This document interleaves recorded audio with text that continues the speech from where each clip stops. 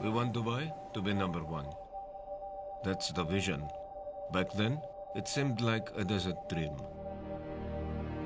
But we had brothers who believed that our desert is a land of endless opportunities, who believe nothing is impossible to a willing heart.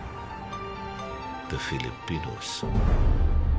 And so they came, the best and the brightest, with the will and the skill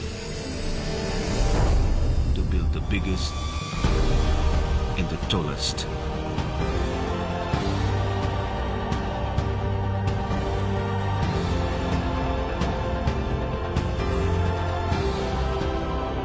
Shukran, brother Filipinos.